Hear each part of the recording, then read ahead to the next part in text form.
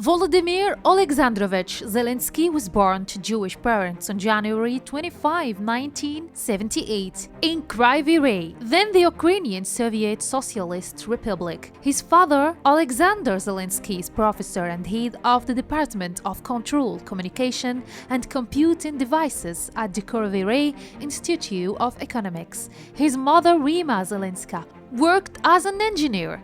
His grandfather, Simeon Ivanovich Zelenskyy, served in the Red Army in the 57th Guards Motorized Rifle Division during World War II. Simon's father and three brothers were killed in the Holocaust. Before starting primary school, Zelenskyy lived for 4 years in the Mongolian city of Erdenet, where his father worked. At the age of 16, he passed the test of English as a foreign language and received a scholarship to study in Israel. But his father did not allow him to go and later obtained a law degree from the Kryvyi Rih Institute of Economics, then a department of the National Economic University in Kyiv, which is now part of the University of Kryvyi Rih National, but did not go to work in the legal field. Volodymyr Zelenskyy's first appearance on Ukrainian television came as the head of state, as an actor in the country's popular comedy series. But the acting soon became a reality. In 2019, Zelenskyy was already elected president. Today, he leads a country of 44 million people that is facing a Russian military invasion. In the television series The Servant of the People, Zelenskyy played the role of a simple history teacher who by chance becomes the president of the republic after the spread of a video strip showing him using profanity against corruption. It was a fairy tale that captured the imagination of Ukrainians who were generally fed up with politics. Servant of the People became the name of the political party he founded, and he used it to spread his political approach, which was calling for the purification of political life of corruption and the establishment of peace in the eastern regions of the country. Now the build-up of Russian troops on Ukrainian's border and its invasion of the country have put this experienced president at the center of an international crisis on a par with the Cold War between the West and the Soviet bloc.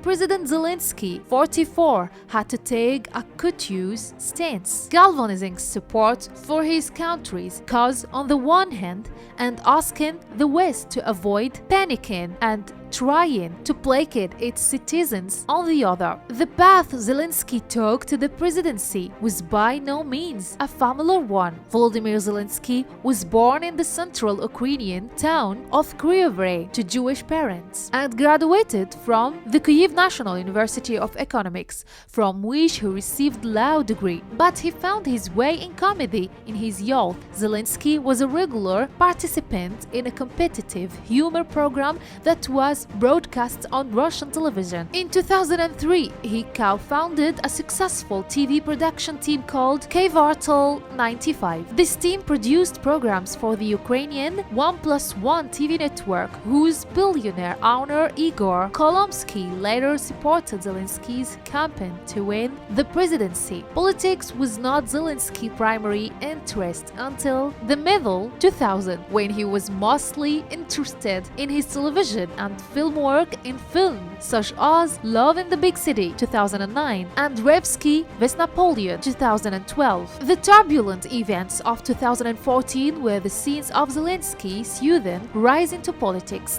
following the ouster of Ukraine's pro-Russian president Viktor Yanukovych after months of protests. After that, Russia annexed Crimea and began providing support to the separatists in eastern Ukraine in a war that has escalated dangerously in recent days. 1 year later, in October of 2015, the first episode of the series, Servant of the People, was shown for the first time on the 1+1 network. In the series, Zelenskyy played Vasily Goloborodko, whose rapid rise to the top was similar to that of Zelenskyy in the future.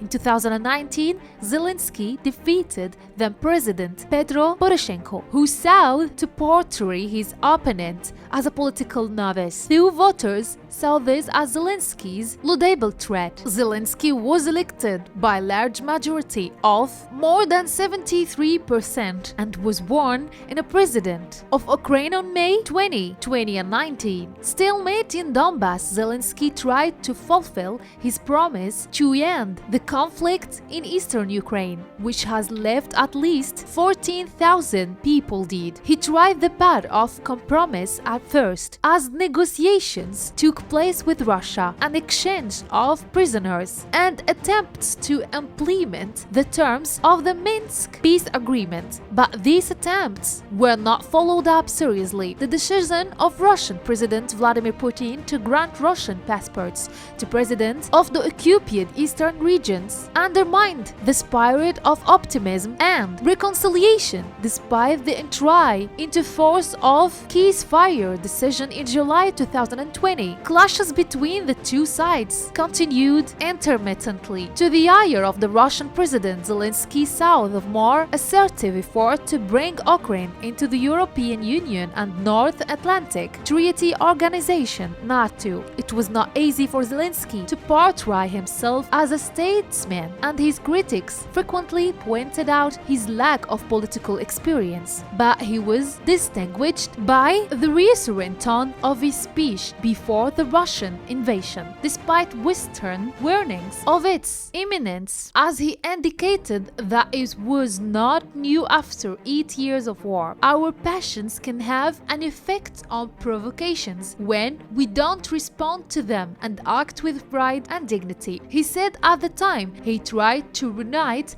the Ukrainians by celebrating a day of national unity on the 16th of February, and he also made several visits to soldiers stationed on the front lines. Asked whether the Russian military threat was enough to discourage him from seeking membership in NATO, Zelenskyy told the BBC that the most important thing for him as president of Ukraine was not to lose his country. We need guarantees. For us, NATO is not just for words. It means a guarantee of force security, he said. Zelenskyy also struggled to make good on another of his election promises to counter the huge political and economic clout of the very wealthy Ukrainians. His critics doubted his seriousness given his intimate relations with Igor Kolomsky. The wealthy was media empire backed Zelensky's election campaign, but he nevertheless escalated his determination to carry out his own program to get rid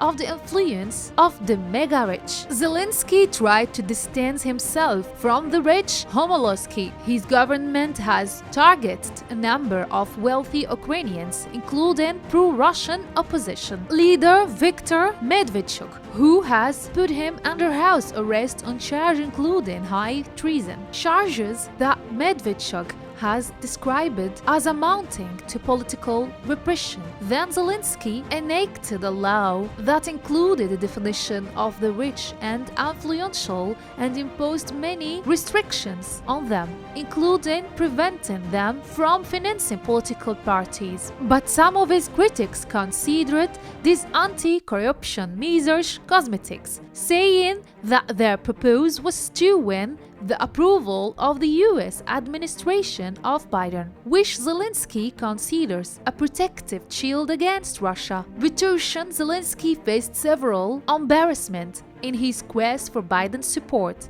In July 2019, then Republican President Donald Trump asked Zelenskyy for a favor in a phone call between the two presidents. Trump has asked Zelenskyy to investigate allegations of corruption against Biden, who has then the Democratic favorite to win the US presidency. In return, Trump promised Zelenskyy to host him in Washington and provide military support to Ukraine. Zelenskyy met Biden at the White House in September 2021, but after a leaker exposed the details of the call, Trump accused Trump of illegally pressuring the Ukrainian president to search for information harmful to his political rival. Trump insisted he did nothing wrong, while Zelensky denied that anything was promised. Democrats then filed formal charges against Trump, but the impeachment proceedings were not completed following a politically charged trial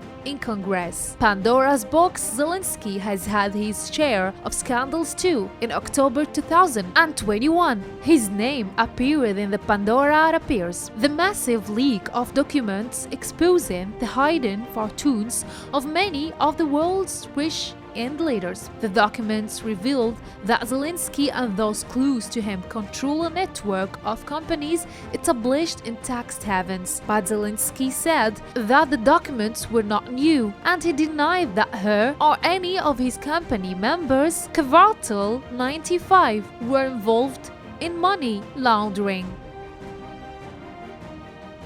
Wikitube, the first audiovisual encyclopedia in the English version.